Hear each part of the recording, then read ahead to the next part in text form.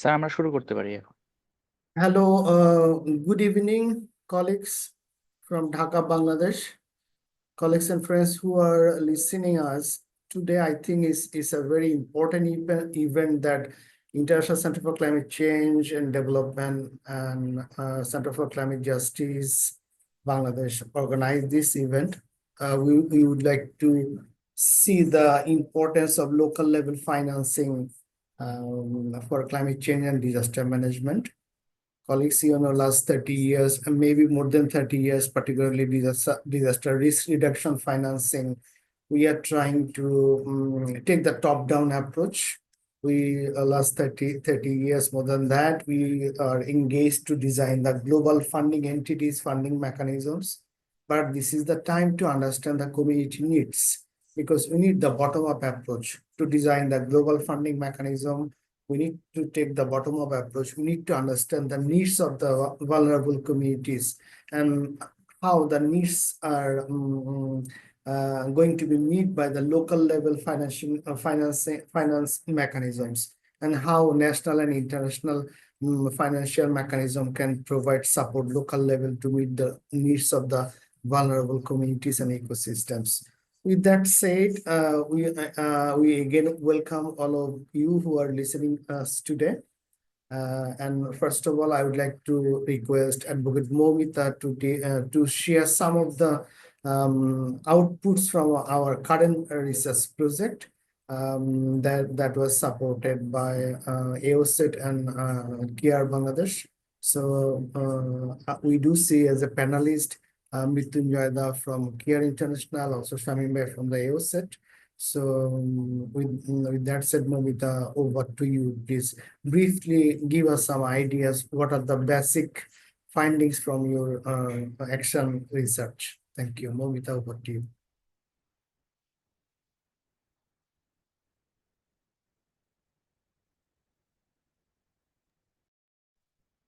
Thank you. I hope I'm audible. Okay.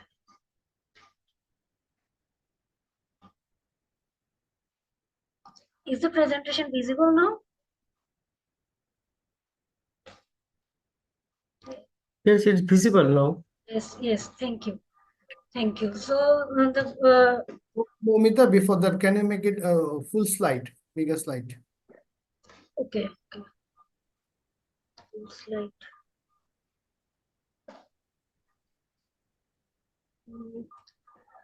Okay. Sorry, it's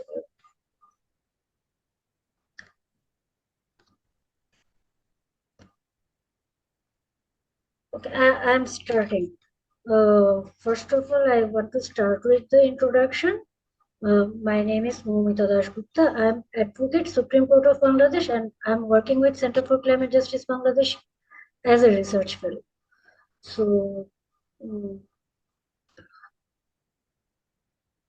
sorry, actually, I'm not in a very comfortable position, but still, I'm talking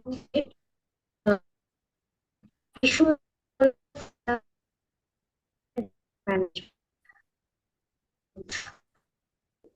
recently Center for Climate Justice with support from AOSET and Care Bangladesh has conducted a research project. It was focused in southwest region of Bangladesh, and so this project actually was focused on proper gender responsive and human rights based approach of climate and disaster risk financing and insurance. So the context is actually in the year 2017, this concept of climate and disaster risk finance and insurance was launched by the Insure Resilience Global Partnership at the 23rd COP that was held in Bonn with support from, and this concept was has received high support from G20 and V20 group. And then when Bangladesh was presiding over the V20 group, Bangladesh has incorporated this concept in Mujib Climate Prosperity Plan. And then the last year, final draft of National Disaster Risk Financing Strategy has also utilized this concept. But this time, the concept of climate risk is not aligned with is not consolidated with the concept. So and all the documents has put forth on a multi-actor partnership or multi-stakeholders partnership for proceed on with this insurance and financing mechanism that will be benefited for mitigating climate and disaster risks. So as a part of this project, this study was conducted by CCJB. And then I have already said this, as it was conducted in the southwest part of Bangladesh, and it was actually a combination of household survey, focus group discussion, and key informant interviews. And then we found that actually in local level, local government institution has mandates to finance the local communities, but they have some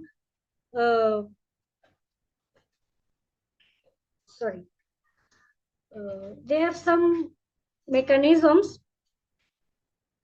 to finalize their budget in bottom-up approach with ward sabha or ward assemblies, taking consultations with the community members. But this practice is not reflected in the national level. National level budget is being top-down approach. It is not focused the community needs, and it is that's why it is not focusing the local needs also. So, but the national level, there are lots of initiatives and lots of policies and practices, policies and strategies, but these are actually segregated, not consolidated. There are many policies and strategies, but not much parliamentary legislations in national level. But national level matter is it is being either emergency relief or humanitarian support. Also, there are some support from social safety net for the community members, and they are getting some support regarding their climate and disaster risks from these mechanisms. And from international level, there are actually 5 aids: climate, disaster, then anticipatory action, early warning mechanisms, and then humanitarian affairs. All this has different mechanisms and different fundings with very complicated structures, and these are all reflected at the report. But actually, it is found that it is seen that these financing facilities should be more innovative to meet the needs of the local communities, because these existing facilities are not being able to meet the local communities adequately or sufficiently, because local communities actually are not being able to speak out regarding their needs to the authority and not being able to reach out to the authorities. So national and international mechanisms are required to meet the needs of the local communities. So there are some experiences and examples from different countries. So like Kenya has a drought insurance program that is focused on livestock, and this program is led by the government but administered through the private sectors, and facilitating the vulnerable communities. Government is taking money from the private sectors and providing the vulnerable communities with insurance premiums. But in Bangladesh, when we visited the local communities, they are very much reluctant about insurance because most of them do not know what is insurance, and those who know, they are also not very confident about insurance because they have some negative experiences regarding this. There are also some other experiences, examples. Bangladesh Bank already have a policy regarding green investment and green bond, and there are many strategies like Ethiopia has adopted a climate resilient strategy for green economy in the year 2011. Also,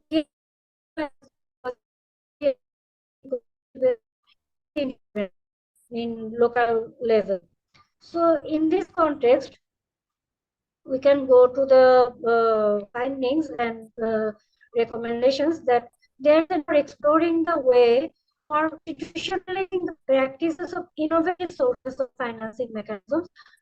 We can more empower more the union parishads, how they can adequately meet the needs of the local communities because they are the closest authority to the local communities.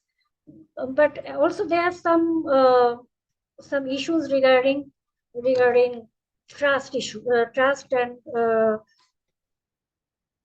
transparency and accountability. But there is a suggestion from the local community that multi-actor partnership or multi-stakeholder partnership between NGOs and government organizations and local government institutions can be a solution regarding need-based assessment and regarding initiatives to meet the needs of the local communities.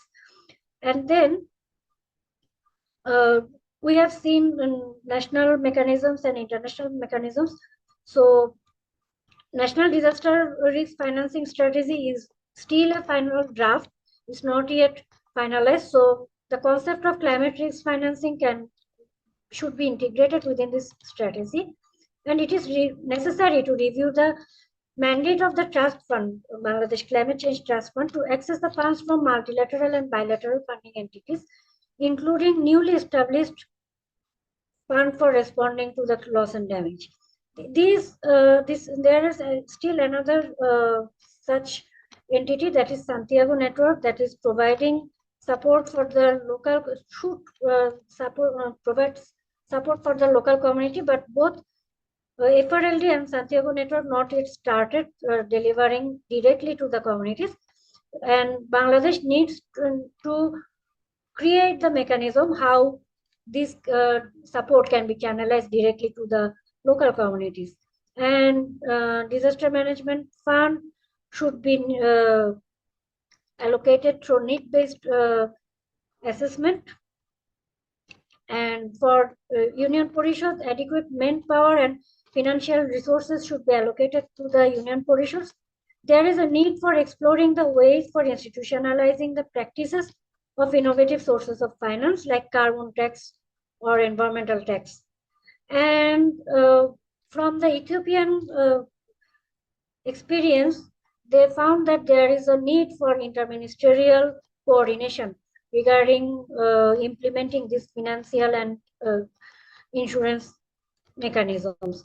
And also they suggested that climate change law is very much important to establish these mechanisms. So these are also applicable for Bangladesh context, and we can think about this, and we can have some advocacies from national level to local to international level to facilitate these issues.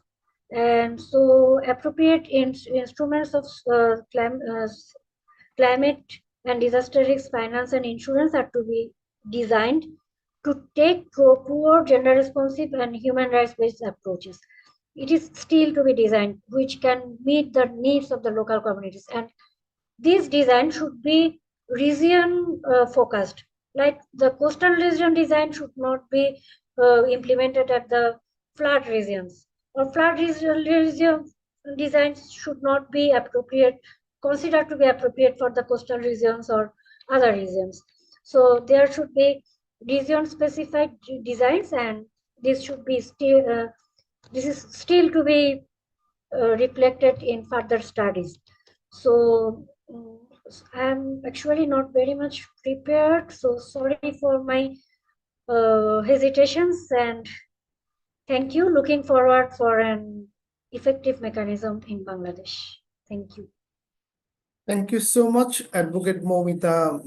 We panelists know that your father is in a hospital, and you made this presentation from the hospital. So we do really appreciate your great efforts, even you are facing a family crisis. So we all wish you good luck for your father.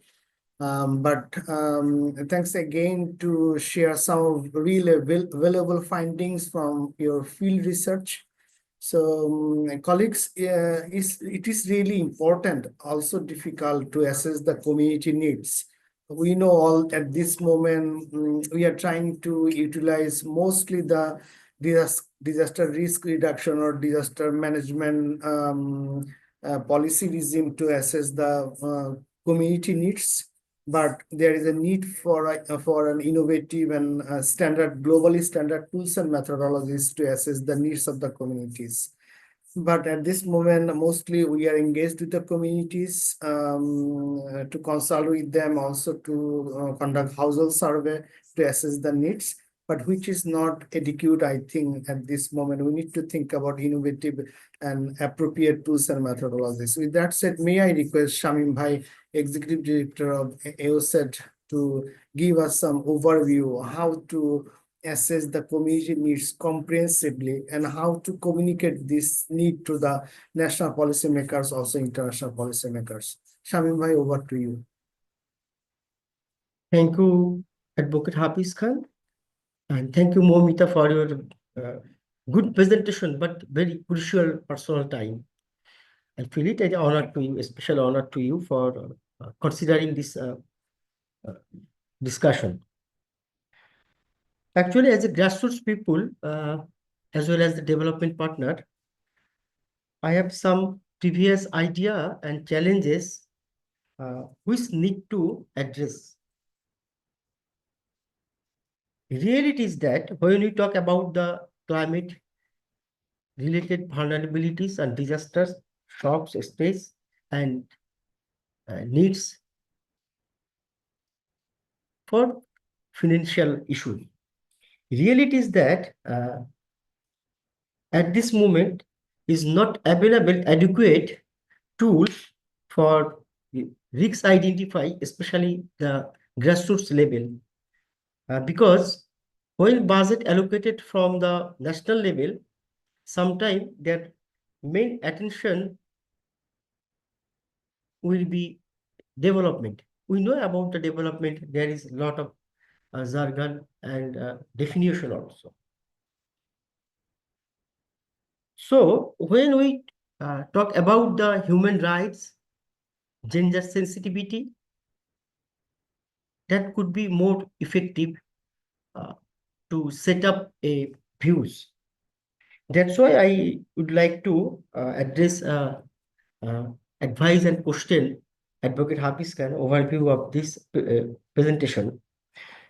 Exactly, we need to locally need assessment tools. What will be assessment tools? At this moment, our present assessment tools is disaster risk management.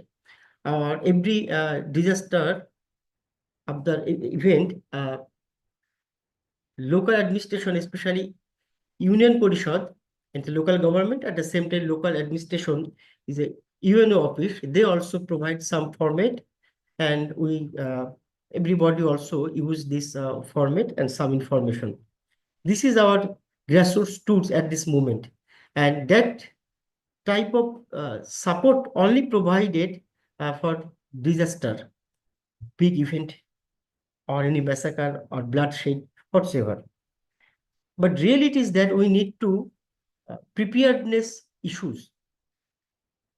We know about this preparedness issues. There is a big slogan also globally. If $1 is to $7, we know everybody about this. Exactly, there is a lot of lackings in this moment, because there is no exactly any framework which will be convenient for the use to community. Community can be provide the information, their real needs and demands, and which needs and demands he or she, or the on behalf of his family, he will consider their own economical, political, at the same time uh, structural, that their problem. Always we looking for the development means, we think in generally like as a cyclone shelter. So we need to consider need assessment mainly four aspects. First one, uh, adaptation. Second, mitigation. Third, what, loss and damage. And resilience. Resilience, loss and damage. If four key pillars we need to consider for the need assessment. But reality is that we have not any tools, appropriate tools for the assessment the community need. If we think about such type of challenges and discuss with you, our organization also practice a very small initiative, develop a software and a app, mobile phone apps, to calculate the need and need for the need assessment. This is very primary stage. I think it will be convenient for our own community, our project area, relevant project area. It will be very soon completed, I think, coming June. But reality is that we need to consider such type of tools. First of all, we need to primary information. So what is the real scenario before the disaster, any type of such type of disaster? Solo onset also you need to consider solo onset, and there is a risk for two areas, because loss and damage will be two areas. One of the financial risks and loss and damage, or non economical loss and damage. So I don't know how to calculate the non-economical loss and damage for the financial purpose, but structural loss and damage always has been calculated. In this regard, we need to consider the non-economical loss and damage, which is the key important issues for the his or her own family for the future direction, their economical and livelihood issues also. That's why we consider at first the capacity building of the community. Why, which such type of capacity? We care and I would say jointly implementing a organization CDRFI, and through this project we capacitize our community people following the MAP strategy. And this community name, the civil society forum name, MAP also, multi-stakeholder platform. But some extent we use last P for process or partnership also. That's why community capacity development and local government is a key area who can deliver any such type of information as well as hardware or software support to community. And till now, our local government and community have a good relation at this moment in Bangladesh.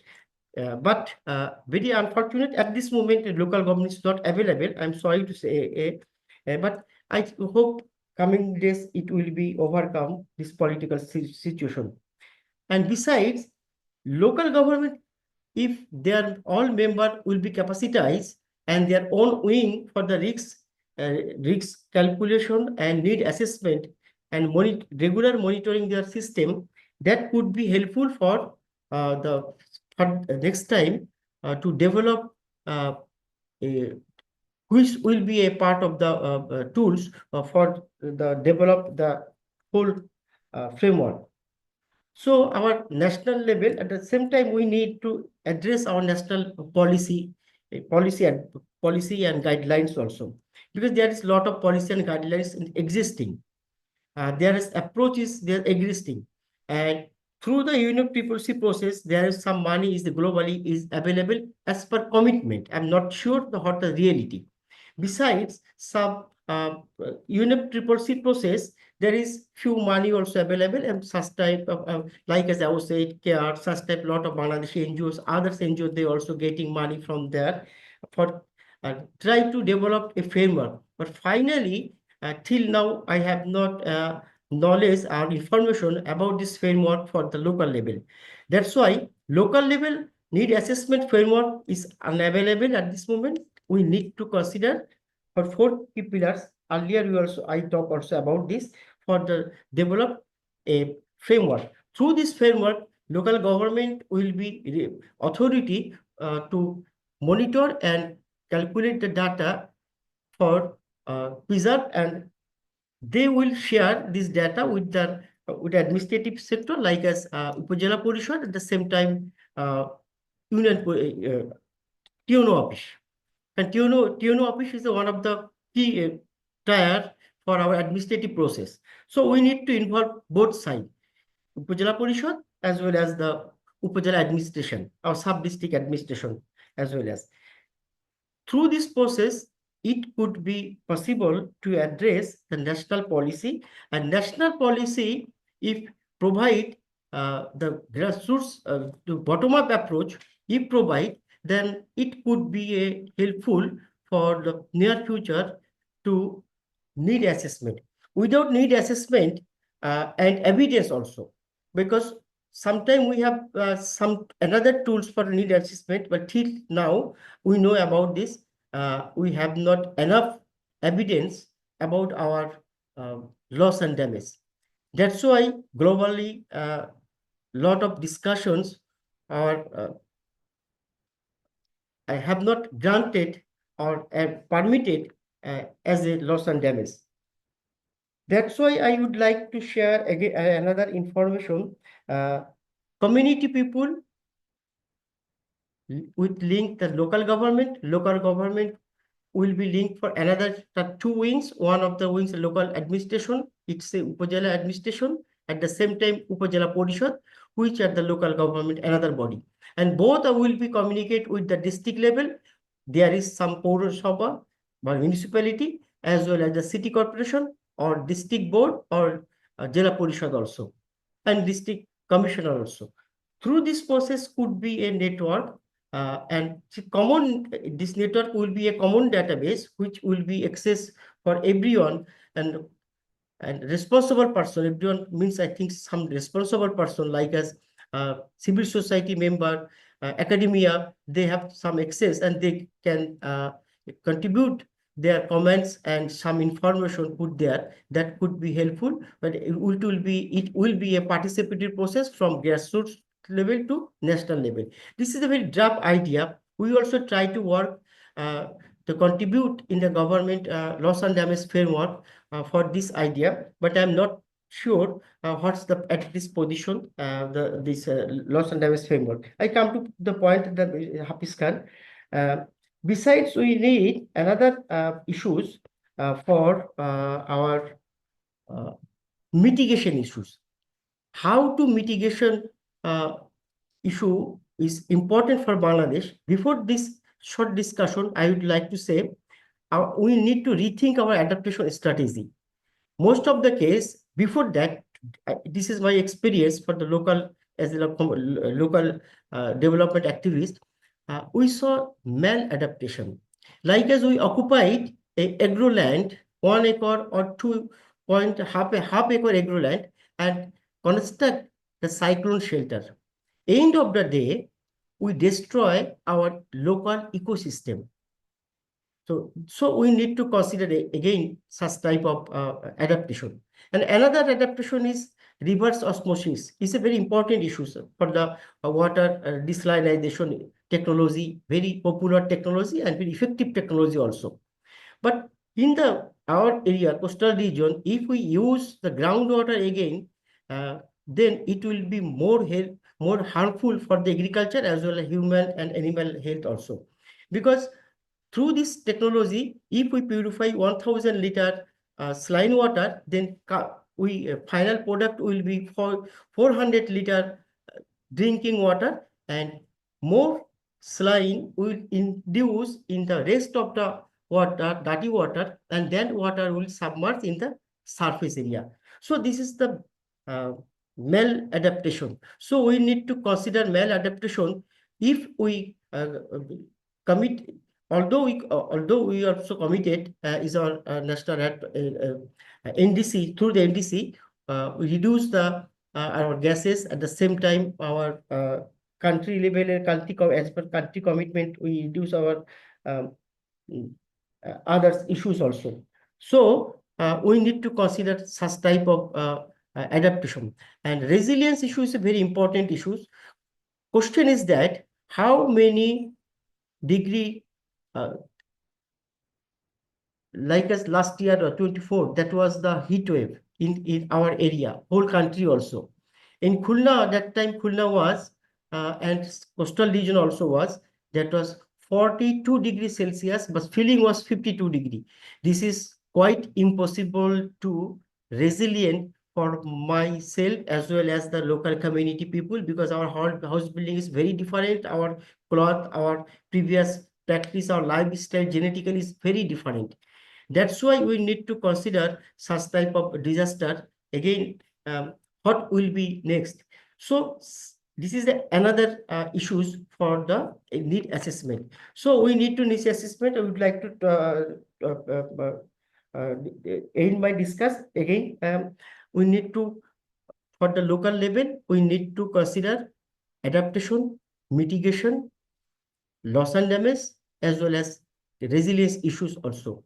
Without this four issue, we can consider the combinedly quite impossible to develop an effective mechanism for the near future in the grassroots level, regional level, subnational level, district level, for the good or effective need assessment tools. It is very important issues and discussion also. Without the evidence and these tools, we cannot apply to national level or global level for the climate finance and other issues also. Thank you, everyone. Thank you so much, Shamim Bhai. You rightly highlighted the importance of developing a community need assessment framework. As you said, we need the comprehensive need assessment that could create also a evidence base to communicate our demand to different funding entities established at the global level, not only disaster risk financing, also climate change. So this is the time to think about systematic process. Colleagues, we know all that data collection, data management, and disbursement is a big challenge, not only for Bangladesh, many other developing countries. So this is the time to talk based on the evidences. So data would be the basis to communicate our needs and diplomatic strategies, how we can demand climate finance, also to access the available humanitarian assistance for disaster risk reduction. With that said, Mrityunjay, if you allow me, we do see Mohan Kumar Mondal, Executive Director Leaders, who is working also extensively with the communities. If you please, if you would like to supplement very briefly what Shamim Bhai said, how we can assess the community needs. Mohan, are you there?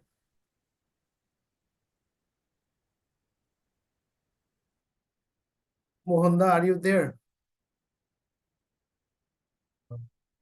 If not, okay, Just please. I had to rejoin the meeting because earlier when I attend, it was only participant, and you are giving me the access to talk to mic of these sessions. So Hafiz bhai, thank you for your nice arrangement, and also the I would like to thank to Momita Di for her brilliant presentation. Actually, local level financing is important for the climate affected and the disaster affected people in Bangladesh. Actually, we have a lot of policies, we have BCCP, SAP, we have SOD, and Shamim Bhai rightly mentioned that after disaster, the government collects some information like the loss and damage information, what people are faced for a certain disaster. But at the same time, it is very important to identify the type of support of the people who are affected by disasters. So actually, the need assessment is not only a tool to know about what is happening there, but also it is a tool to know what kind of work or what kind of support people need after disaster shocks or uh, any severe climate crisis area. And the assessment actually ensure the people's ownership. When you will go to people to know that what kind of problem they are facing, and if you want to know what type of support do you need at the present at right now, they feel that we are asking some information from them, so they feel honored and empowered. And when after any disaster, after any shocks, if we go them with some support, and if we give them some desired materials or support, they feel that we demanded that kind of support. That's why some government and the CSOs are giving them their support, so they feel honored that we are fulfilling their demand. Actually, you know that need assessment and you know that direct financing mechanism is not yet established in Bangladesh. Every year we are facing a lot of disasters. Government always taking some information of loss and damage. But nowadays, till last year, no compensation they get after the frequent disasters. So if our government or if the international community set up a direct financial mechanism for the vulnerable people, that will be very important for the people, because there have a lot of bureaucracies in Bangladesh. There have a lot of things what we have to consider to allocate any money or to allocate any kind of support for the community people. We have to scare about it, that how much, how many that will be reached to the real sufferer people. So direct financial mechanism is very important, and that's why the need assessment is very important for selecting the right person and for selecting the right goods or support. So I think I'm very new in this arena, in this direct financial mechanism, local level financial mechanism. So Hafiz bhai, thank you for your chance. Actually, the disaster what we faced last several years, we NGOs and CSOs, we went to the people with some support, but that was not sufficient and adequate. So through the meeting, I would like to request the government to allocate the money to allocate money or resources to the people who are suffering most. Thank you very much to give me the chance. Mohandas, thank you so much. You particularly highlighted the importance of community ownership, which is very, very important, because any tools, standard tools or methodologies we think to develop, community should be the heart of that tools and methodologies. Community participation is very important. And secondly, you highlighted the importance of direct budget support. Colleagues, all we know that Loss and Damage Fund is established back in 2022, and the governing instrument of the Loss and Damage Fund, which we call Fund for Responding Loss and Damage, clearly recognize the need for direct budget support. And at this moment, Loss and Damage Fund Board is working to develop the modalities for direct budget support. But at the national level, we need to prepare ourselves, our institutional structures, our national systems to receive direct budget support. Maybe Momita identified a very good recommendation for her research. That is, we need to think about climate trust fund to reform, and we can mandate trust fund to access direct budget support from the Loss and Damage Fund. But the ERD can be another financial institution that can access loss and damage fund directly. So with that said, may I request Mrityunjoy, the Deputy Director, BRAC, CARE International, CARE Bangladesh, who is personally also working many years for disaster risk reduction, also climate change. So we will be happy to hear Joyda, particularly. Joyda, how do you see the institutional coordination? And CARE is one of the biggest advocate, I would say, to promote the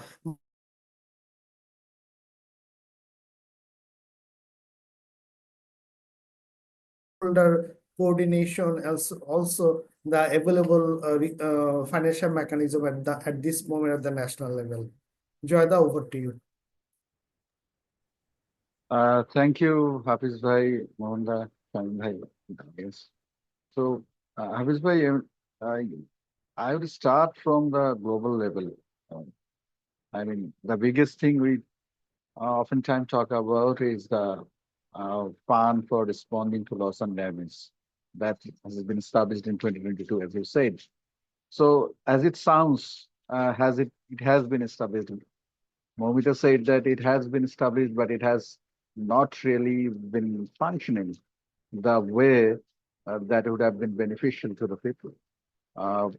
Couple of weeks ago, there was the fifth board meeting of Fund for Responding to Loss and Damage. And we know this is a good sign. We know that there has been an initiative called Barbados International Modalities. So for the first time, hopefully, in the next 2 years, FRLD is going to deliver fund on the ground.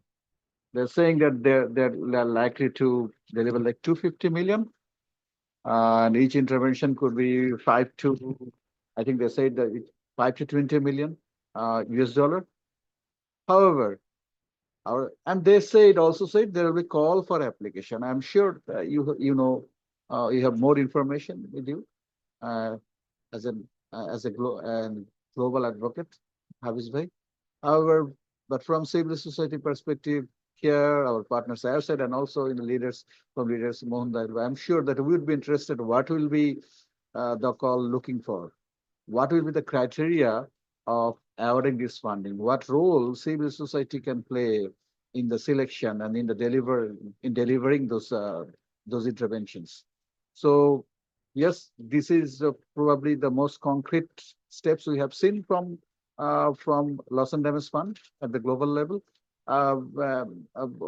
where only around 320 million or plus 770 million fund has all been actually been paid by the developed countries. So one thing is a kind of perennial problem is that we do not see the developed countries is keeping up with their promises. And other thing is actually the country readiness. And I'll come to the national level since you have pointed to that part mostly. Because, we'll probably get an idea whether as a country we are ready to access to loss and damage fund when these Barbados international modalities are operational. Because, to be qualified for those funding, it may not be as easy as we would like to. We know that it's not only the visible disasters which are causing harm, but also the stresses all around the year. Shamim was talking about scorching heat. We are facing already. We faced last year, the year before, and we will be facing in the coming years. How those are affecting communities' livelihood? How communities are being, affected, and that well-being of generations is being ultimately impacted. So, can we factor those? Is it possible that we present those in a scientific way? Otherwise it might be the same case with the Green Climate Fund, because we have seen how inadequately prepared we are. Yes, we can challenge the developed countries saying that, well, why are you making the rules and principles so difficult? And we'll continue to do so. I mean, we'll advocate so that accessing fund becomes easier. But I'm saying that it's not going to be as easy as we would like to. So country readiness would be important. Now, what could be our opportunity? And we also should understand that international funding mechanism is hardly going to meet our need. If we talk about Bangladesh or any other developing country, one thing to start with would be, of course, what are the present platform avenues or mechanism we have in the countries. Momita talked about the Bangladesh climate BCCTF, climate change trust fund. That's one avenue. We can see that whether a loss and damage mechanism can be established under that platform. That is something we already have, and we know that there has been an initiative called Disaster Management Fund, DM Fund, under it's been mostly governed by Department of Disaster Management, but it is at the up to the union level. The provision is up to the union level, where the district administration can decide when to respond, what, and that funding is actually open for anyone. I mean, even you can contribute to those funding. So that's another area. That's number two for Bangladesh. Number three could be, of course, we have this huge, although inadequate, but different kind of, I think as many as more than 140 kind of social safety net programs. And some of those, I'm sure that would all agree that could be leveraged to responding to or addressing loss and damage. So that's number three. In Bangladesh, from private sector, yes, I think Momita also touched base on this, that Bangladesh Bank has come up with policies and guidelines on sustainable and climate resilient financial disclosure, especially for the financial institutions. Under that, uh, uh, the private banks are taking some initiatives, although those are mostly kind of adaptation or kind of mixed adaptation mitigation initiatives. The broader private sector, we have a very large private sector, national private sector I'm talking about, can also be brought under that. It's not only the financial institutions. And we really need to leverage whatever resources we have in the national level, because we cannot really depend on the international funding mechanism, because not only the funding size is inadequate, access to that funding mechanism could be very difficult because of various complexity, which we are still unaware of. Another step, although you didn't ask me, Shubha, but I was thinking about that, and we have been talking over that. I'm sure that you were one of them. That as part of readiness, we need to do another thing. That is, we need to define loss and damage. We know what loss and damage is. There are several references that this is the residual risk, things like that, and what what is residual risk after our mitigation and adaptation efforts.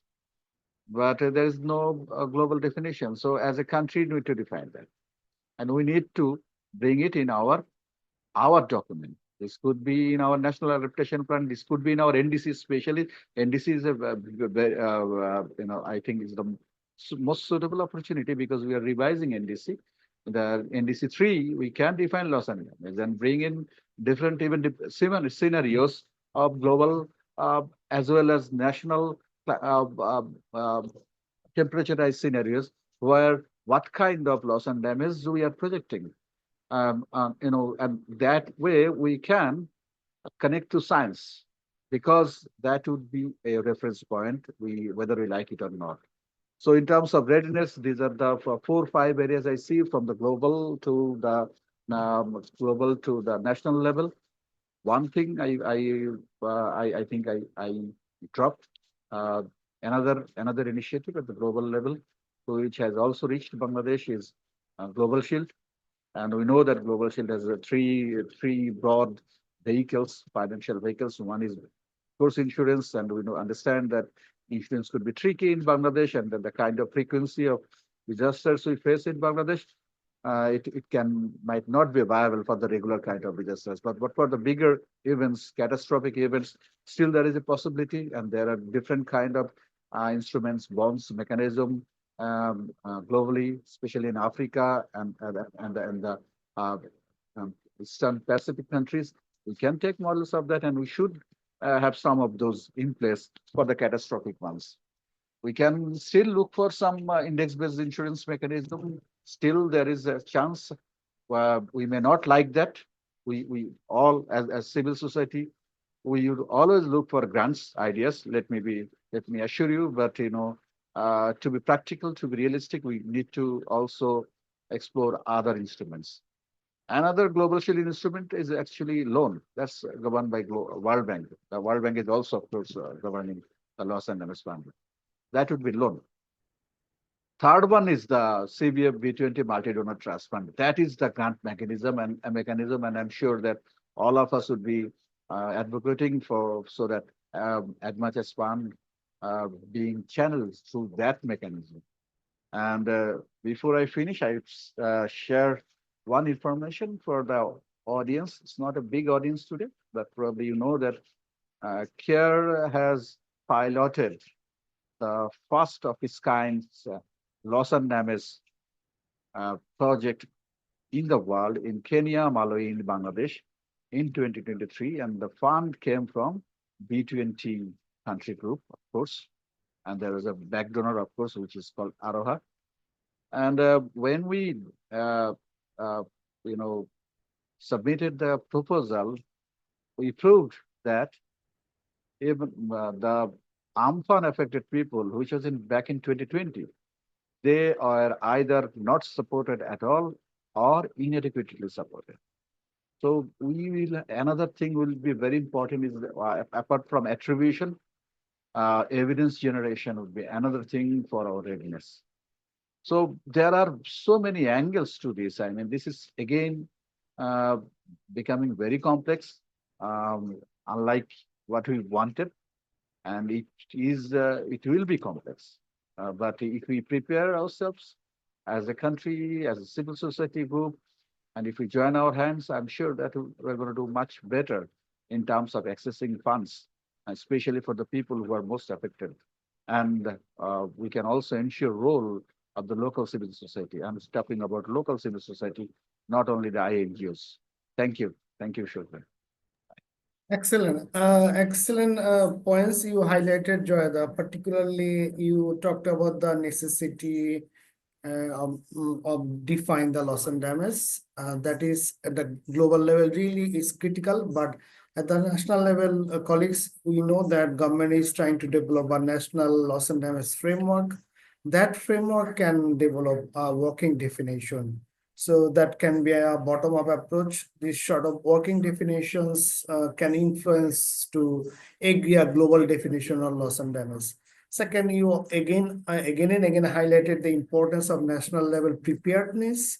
So yes, we need to prepare in terms of institutional structure, systems, also accountability and monitoring system. So you also highlighted the to look at the different other financial resources, not only the multilateral funding entities like Loss and Damage Fund, Green Climate Fund, or others, but you also talked about the CBF Trust Fund, which already providing resources to Kenya, including also Bangladesh. So this is the time to take national level preparedness. Finally, I would like to highlight the importance of innovative sources of finance. Colleagues, we all know that the development aid is facing a crisis due to current political landscape. At the same time, the polluter countries, they would not meet the commitment they made for climate finance. So we need to take this challenge, and we need to think how we can develop public-private partnership, what also Joyda highlighted. So we need to compel the private sectors to provide financial resources to address the vulnerabilities of the communities they caused it. So we can think about some sort of innovative sources of finance like environmental tax, carbon tax. So this is the time to think about these sort of innovative sources of finance. How can we compel the private companies to act to address the loss and damage? But and for these, we need to think about innovative policy instruments Also, Jayada, you talked about different other instruments like grants, soft loans, and even green bonds. Those can be useful. Bangladesh Bank can think about to develop some ideas related to green bonds. So international committees are there. Also insurance, I do always criticize the insurance, but considering the challenges, actually, we need to arrange the subsidized premium mechanism. That is also possible. Joyda talked about the Global Shield initiatives. There are some other initiatives at the global level who are ready to support the insurance mechanism. So this is the time to identify the challenges, and we need to address the challenges so that we can promote a viable insurance mechanism at the local level. So this is the time to think and to act quickly at the national level. With that said, I would like to open the floor. If there is any questions, we would like to take the questions. We will try to respond. Our panelists will try to respond. Also, keynote presenter Advocate Momita still with us. So floor is open, colleagues. If you would like to ask any question, you can take the floor or you can write it to the chat box.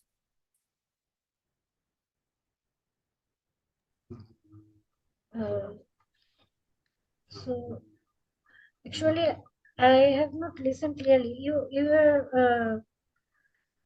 were asking me to say something, yes? Not really, Momita. I was requesting the colleagues who are attending this webinar. So if there are any questions from the floor, we can take it. And of course, finally, we would like to offer you some time to concluding remarks. But I have some questions. Okay, you can raise the questions. Yeah. Please. Okay. Actually, though not very carefully as we could, but I was trying to listen the panelists. So I have some questions. As the panelist was mentioning regarding GCF. So when we talk about the DAEs or direct access entities of the GCF, we actually focus on PKSF or ITCOL. But there are 4 other government institutions, government organizations who are direct access entities of the GCF. And LGD is included at that list. So is LGD be able, is it possible that LGD can access the FRLD or facilities or any other similar mechanism? Is it possible to build up or to establish? And yes, and so and another issue is that at the local level, when we went to the community people, they are more interested about grant actually. They when financing facilities, they are more interested about grant than loan or soft loans or maybe microcredits. They just said that they want some loans for starting a new business. So these are their actually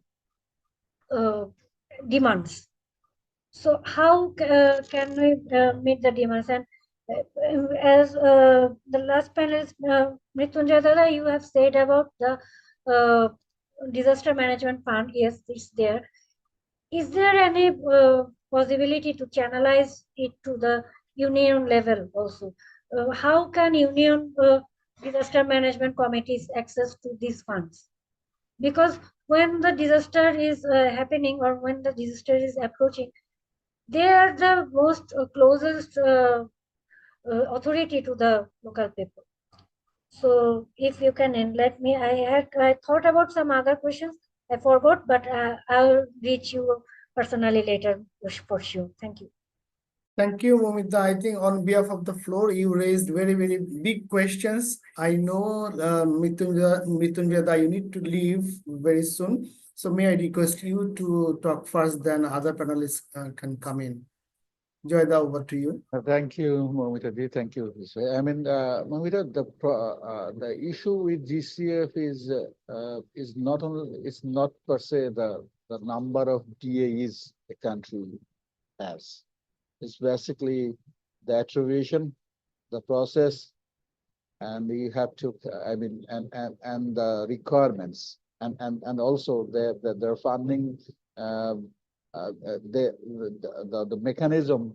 I mean, there are various kind of mechanism where how you can access to GCF fund. So we are not as such ready, not yet, and most of the developing countries are not ready. And if you see, even our neighboring country, India, I am not saying they are not vulnerable; they are vulnerable, but they have more capacity, right? But they have got more funding than us. So we are not ready. It's mostly about readiness. Yes, having more direct access entities is a good thing, but that doesn't guarantee you access to funds. That's one. And I talked about disaster management fund, the DM fund. The DM fund is structured in a way that it can be delivered through Union Council. So it's possible. It is already structured that way. Hafiz bhai, over to you. Let me respond, Momita, very briefly. You talked about the LGD to be nationally accredited entities. We all know that LGD is already accredited to Green Climate Fund, but challenge is direct access. For many years, we are raising the issue of direct access for Green Climate Fund, but still that is difficult because Green Climate Fund basically work with the project-based approaches. So we need to shift these project-based approaches to programmatic approaches. Then again, we need to develop some sort of programs, particularly focusing on adaptation and mitigation, because GCF is focusing adaptation and mitigation. But loss and damage fund is giving you clear provision for direct budget support. So we need to prepare ourselves.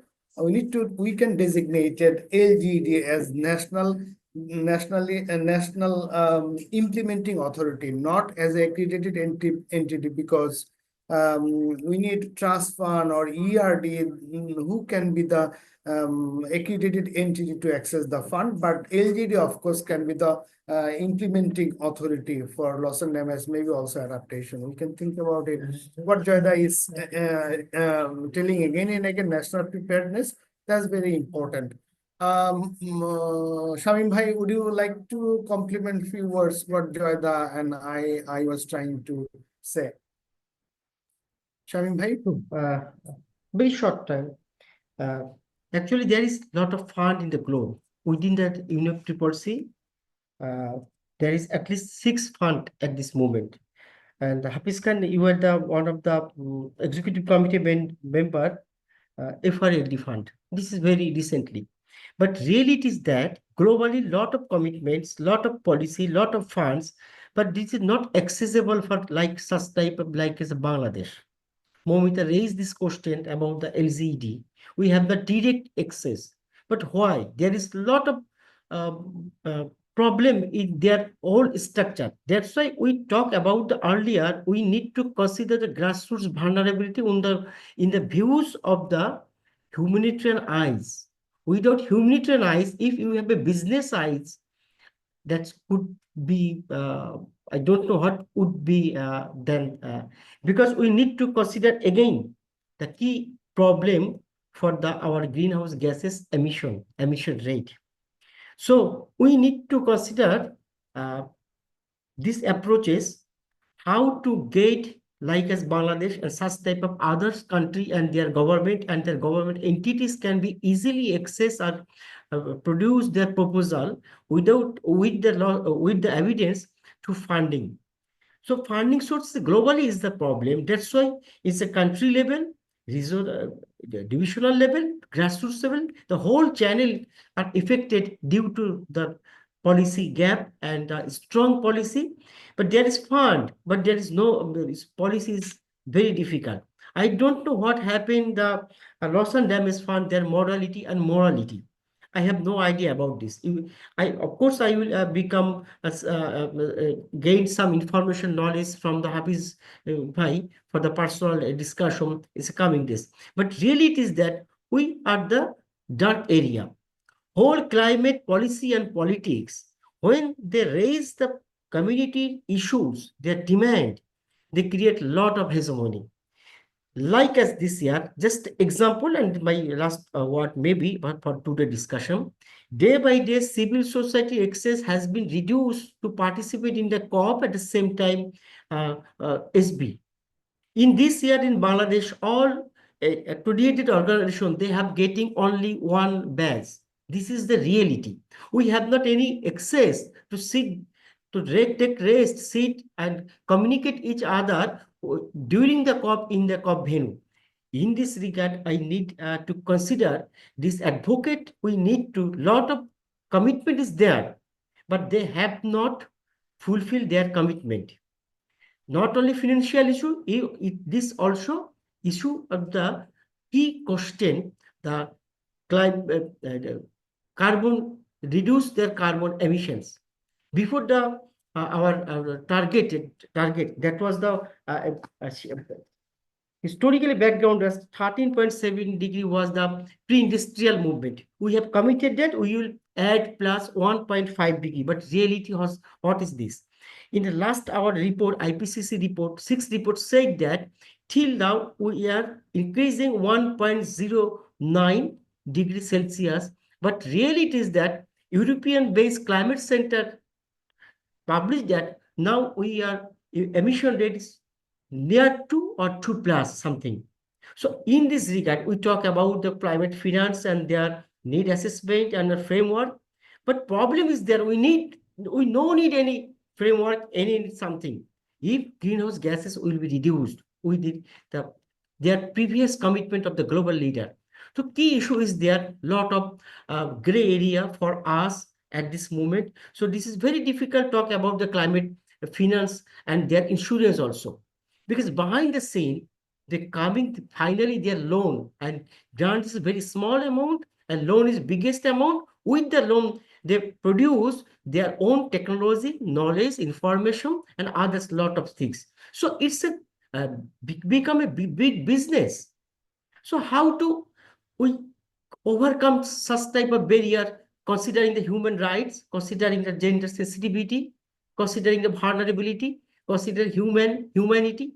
So this is a lot of question also there. That's why I would like to stop now. Thank you, Hafiz Bhai, for again provide follow for me. Thank you, Shamim bhai. Excellent ideas. So may I request Shamim bhai particularly, can you think about a civil society movement that we can play a very important role as a watchdog to see the government initiative for loss and damage framework that is intends to develop some sort of country preparedness or framework plans and policies? We can watch their activities at the same time. We can provide our inputs into their processes to develop the national framework. We know that Ministry of Environment and Forest, particularly DOE, is working closely with CGIS to develop this framework. But as a civil society as a whole, we can follow their activities and we can provide our inputs. Mohandas also is here. So some of the grassroots oriented organizations are also at the national level, international organization, CARE International, or some other organizations who are also concerned about the local level financing. We can initiate a civil society watchdog or whatever it is, civil society advocacy platform for national preparedness. I think this is now very important and timely. So can we think about this as an outcome of this event so that we can think further and we can try to organize the civil societies to play important role? With that said, actually what we wanted to finish this event by 8 o'clock, but it is now 8 to 10. So if there is no any other burning questions from the floor, we can conclude here. Once again, Momita, we would like to thank you for your great presentation. Even your father is hospitalized. I hope, Momita, you will continue your research and we will come back again with your beautiful research outcome in near future. Thanks, all of you. Thanks and good night from Bangladesh, Dhaka. Thank you. Bye-bye. Bye-bye.